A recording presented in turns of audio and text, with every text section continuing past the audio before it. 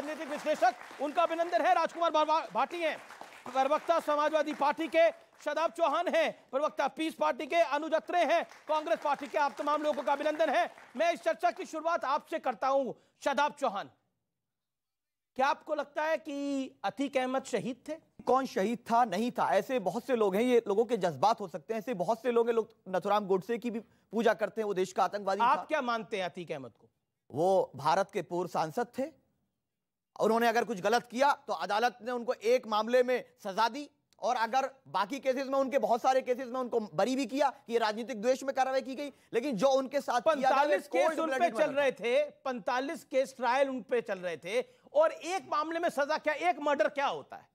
एक मर्डर क्या होता है? मतलब कोई बड़ी बात थोड़ी। अगर 100 केसेस में से एक में सजा हुई, बाकी 45 ट्रायल पर है, बाकी में बरी किया गया, इसका मतलब यह है कि अगर उन्होंने कुछ किया, शहीद थे कि नहीं है? हमने शहीद कब कहा?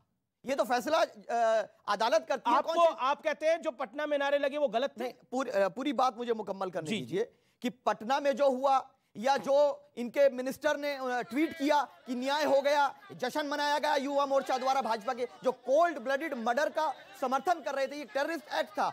बीजेपी अपनी नाकामी के लिए, छिपाने के लिए कि लॉ एंड ऑर्डर संभाल नहीं पा रहे हैं, तो क्या करेंगे? ये लिस्ट जारी नहीं करते हैं, खाली एनकाउंटर करेंगे, मजहब देखकर करेंगे, क्योंकि राजनीतिक लाभ इस समय पे हो रहा है। इन्हें क्या था कि दूसरे एनकाउंटर्स को कवर अप करना था, इसलिए किया गया। असद का एनकाउंटर अगर फेक नहीं था तो इंक्वायरी में पता चल जाएगा सामने क्या हुआ। दूसरी बात, पुलिस की मौजूदगी में अगर लोग गोली मार दे रहे हैं गुंडे, और वो जय श्री राम का नारा लगा रहे हैं, तो रेडिकलाइजेशन नहीं है, ये मिट्टी में मिला दूंगा तो शब्द। जो क्या लगता है पुलिस को भी गोली चलानी चाहिए? मैं वही बता रहा हूं, जो जय श्री राम का नारा लगाया गया, ये मिट्टी में मिला दूंगा वर्ड का रेडिकलाइजेशन है। अगर कोई कह रहा, मैं तो जनता से कहूंगा कि ये लोग अगर मजहब देख करके हम पर हमला कर रहे हैं, एनकाउंटर्स किया जा रहा है, गलत हो रहा है और मर्डर किया जा रहा है, तो 2024 में लोकतांत्रिक तरीके से जवाब दीजिए। नारेबाजी की जरूरत नहीं है, लोकतांत्रिक तरीके से भाजपा को हटाइए।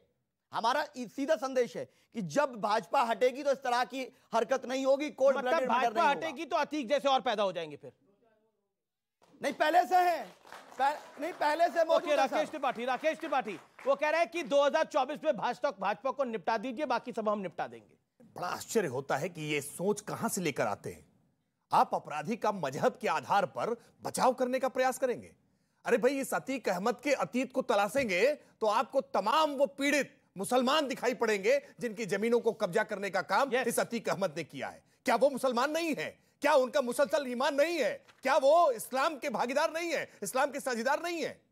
ये इस्लाम के अपराधियों को बचाने के लिए आप वकालत कर रहे हैं? ये कैसे इस्लाम की व्याख्या कर रहे हैं? ये इस्लाम का अपमान करने वाले लोग हैं। ऐसे चेहरों को देश को बेनकाब करना चाहिए, पहचानना चाहिए, जो इस्लाम की व्याख्या करके इस्लाम को बदनाम करने का काम। एक सवाल आपसे, आपके कई विधायक, आपका एक विधायक क्रेडिट ले रहा है, देखिए हमने मार दिया उसको, तो क्या वो जायज है? नहीं, एक second, let me answer, let me ask him. विधायक की बात को गलत तरीके से प्रस्तुत किया जा रहा है। हम गलत हैं, हम दिखा रहे हैं तो हम गलत हैं। बिल्कुल नहीं, हम तो सच दिखाते हैं जी। बिल्कुल आप सच दिखा रहे हैं जी। विधायक ने स्पष्ट तौर पर कहा कि अतीक अहमद की दहशत का अंत किया है योगी आदित्यनाथ सरकार ने। यह सच है, 1000 करोड़ की संपत्ति को बुलडोजर से गिरा करके उसकी दहशत का अंत किया है हमने अतीक अहमद की हत्या का हम उसकी कोई उपलब्धि नहीं मानी जा सकती है, दुर्भाग्यपूर्ण है, नहीं होनी चाहिए थी यह घटना। पुलिस अभिरक्षा में किसी का मारा जाना यह दुखद है, दुर्भाग्यपूर्ण है, लेकिन यह पहली ऐसी हत्या है जिस हत्या के बाद दहशत नहीं हुई है, बल्कि लोगों को लगा कि दहशत से मुक्ति मिल गई। ओके, ठीक है, मैं राजकुमार भाटी का रुख करता हूं। वो कहते हैं दहशत से मुक्ति मिल गई, लेकिन आपकी पार्टी के सांसद कहते हैं अन्याय हो रहा है। आपकी पार्टी के एक आईपी सिंह प्रवक्ता हैं, वो तो शाइस्ता परवीन को माफी की बात करें, वो कह रहे शाइस्ता परवीन जो कि जिस पे इनाम घोषित है उसको माफ कर देना चाहिए। समाजवादी पार्टी तो लकीर बहुत बड़ी खींच रही है, हालांकि संबंध आपके बहुत पुराने हैं अतीक अहमद से और उसके परिवार से। माफ़ी तो इस देश में बहुत लोगों को मिलती रही है। अभी बहुत जल्दी में बिल्किस बानो के बलात्कारियों को और हत्यारों को माफ़ी मिली है, उन्हें संस्कारी भी बताया गया, उन्हें मालाएं भी पहनाई गई।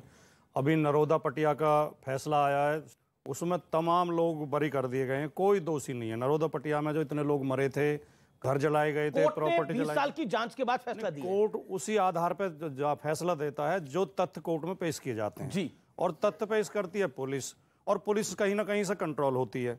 हमने ये भी देखा इस देश में कि संसद के अंदर खड़े होकर लोग रोए थे कि पुलिस मुझे मार देगी। कभी जब विपक्ष में रहते हैं तो पुलिस इतने खराब हो जाती है, जब कुर्सी पर बैठ जाते हैं तो फिर पुलिस को सब कुछ करने का अधिकार है, पुलिस ठोक दे फिर मार दे। ये देखिए, मैं एक बहुत गंभीरता से कहना चाहता हूं कि देश तो भावना आप से। भी आईपी सिंह के साथ हैं कि शाइस्ता को माफ कर देना चाहिए? मैं किसके साथ हूं मैं अभी बता रहा हूं जी। देश भावना से, आक्रोश से, उन्माद से नहीं चलता, भावनाओं से, जज्बात से नहीं चलता। देश गंभीरता से चलता है। देश के बारे में हमें गंभीर चिंतन करना चाहिए। कि मैं कई बार आपके शो में कह चुका हूं, बहुत चैनलों पर कह चुका हूं, अतीक अहमद आपराधिक प्रवृत्ति का था, उसके खिलाफ मुकदमे थे, उसे सजा भी हुई, कई मुकदमे चल भी रहे थे। लेकिन पुलिस कस्टडी में किसी को मार देना ये कानून व्यवस्था पर प्रश्न चिन्ह है, और उस पर खुशी मनाना। उसको कोई डिनाई नहीं कर रहा। नहीं, डिनाई लेकिन किया जा आपके रहा है। नेता कह रहे हैं कि जो इनामिया बदमाश है उनको भी माफ कर देना चाहिए। क्यों? डिनाई किया जा रहा है, डिनाई भी किया जा रहा है, उस पर श्रेय भी लिया जा रहा है, उसका क्रेडिट लेने की कोशिश भी की जा रही है। और लोगों को देखिए, हमने खुद देखा है कि लोग डाकुओं के गीत अपनी गाड़ियों में बजाते हैं, जो डाकू ये जो बिहार में हुआ जायज लगता है आपको? और डाकुओं का समर्थन करते हैं। पिछले 24 फरवरी को उमेश पाल की हत्या हुई जी।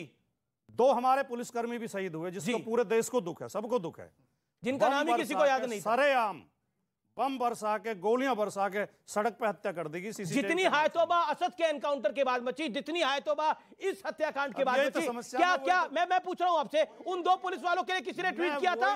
उन 2 पुलिस वालों के लिए किसी ने ट्वीट किया था? तो बताइए। सरकार के खिलाफ